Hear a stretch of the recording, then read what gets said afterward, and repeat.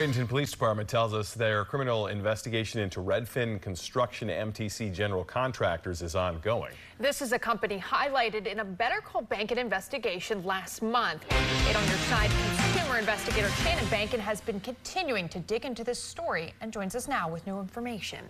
Josh, Melissa, the customer I profiled last month tells me he still is owed a refund promised by company executive Brian Michaud.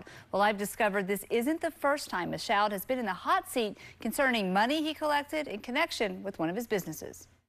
You may remember Jim Schmidt and his wife Patty. They are helping Patty's mother, who paid $16,400 of her insurance settlement last December to RedFin Construction / MTC General Contractors. Now, in the midst of another hurricane season, the mobile home still looks like this, with no work done. It's just one excuse after another, and it's just frustrating. And in our situation, we have a mother that's 87 years old that we are transitioning into assisted living, and we need to get this place fixed so that we can sell it and help fund her care. Jim tells me that after our story more than a month ago, company executive Brian Michaud promised a refund, but is now not responding to his messages at all.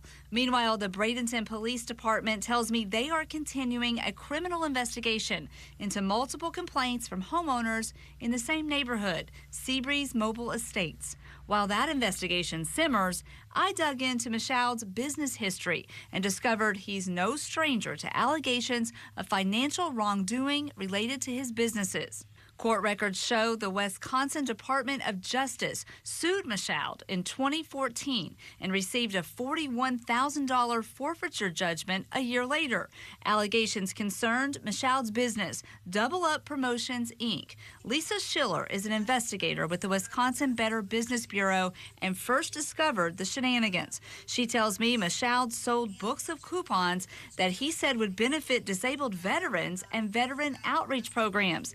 But the money, she says, did not go to any charity. We had businesses affected by this, businesses that trusted that their hard-earned money would go toward, the advertising in the coupon books, and then the coupon books that they were to receive to then, sell to their customers. She tells me consumers need to find out who they're doing business with. We all have to take time, especially nowadays, to do our research. You have to take a step back. If you have a solicitation on your porch or you're looking to do business with a company, you have to go a little further than just, hiring a business.